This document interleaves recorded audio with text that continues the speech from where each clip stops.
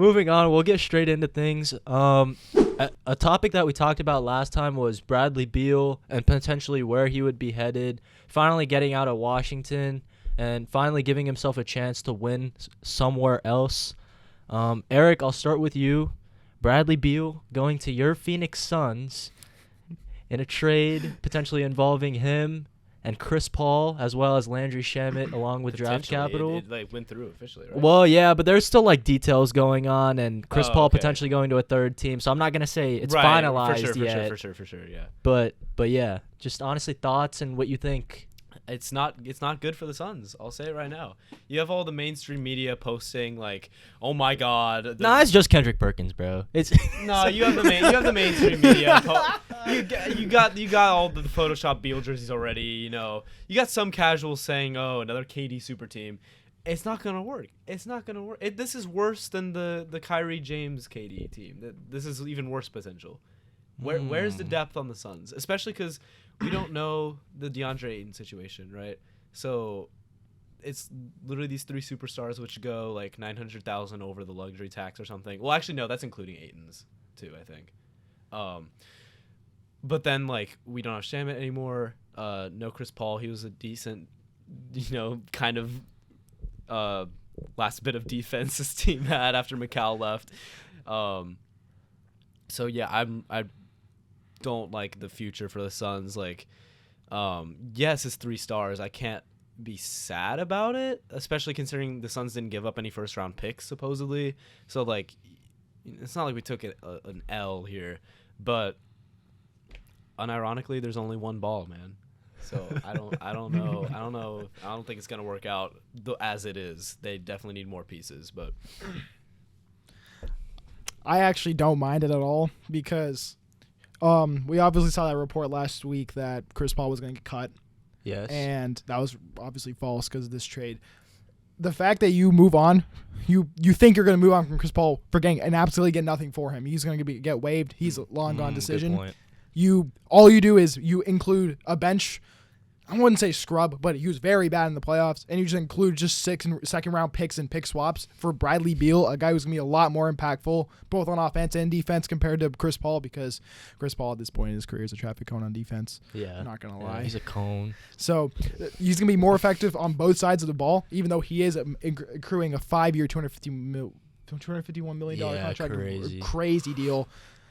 I don't mind it because you basically got a star for someone you were going to cut. And obviously, like, that's good. That's good for the Suns. It's going to be another Nets situation. I don't know if it's going to fit. It depends on the pieces they add because they only have to work with the vet minimum for every single player on the roster. It's with the new CBA too. They low-key got lucky because this might be the last super team we actually see with the new CBA rules. I think CJ definitely made his case and fought for that. Just no super teams anymore. But I think this is probably the last super team that we'll see just because the CBA rules are ridiculous now. Mm-hmm. And what are those new CBA rules? It's just I can't really like go into the specifics because I don't know all the details, but I know they do a really good job of like in terms of just like luxury tax and going into the luxury tax and things like that. Like it's just a lot tougher now.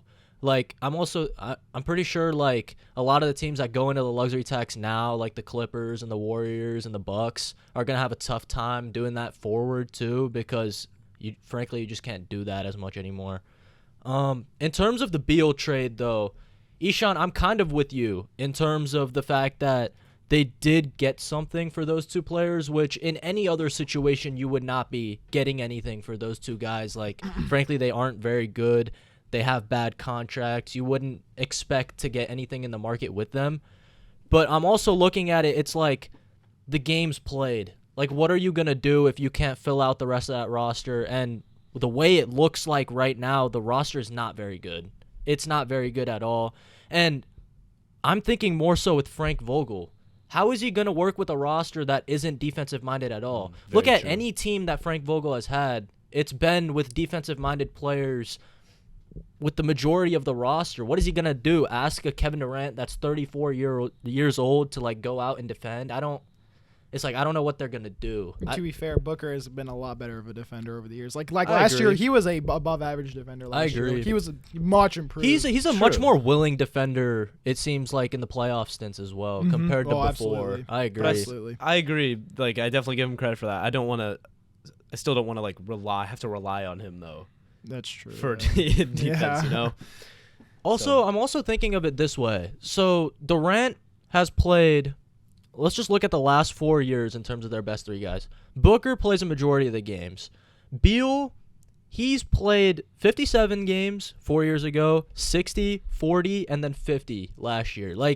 And then you're talking about Durant. He had the Achilles that year after Golden State, and then he played 35 games because he got hurt that year. Played 55 and then 47 total last year with Brooklyn and Phoenix. Like that's not gonna get it done if this is the roster that you're gonna put around them. And also, I'm thinking about it this way. When is the last time we've seen a championship team outside of Golden State actually get it done with a roster like this in terms of being top-heavy and not having depth? You look at the last 5 championship cores, the Nuggets, the Warriors, the Bucks, the Lakers, the Raptors, all having core star players, depth, defense, and a good head coach. They have a good head coach. They have a core trio, but no depth in defense. And so that's where I'm looking at it. Like, this team has championship expectations, but without a championship roster. Yeah. It's just a tough scene. It's simple as that. It's just really. a tough scene. It's just a tough scene.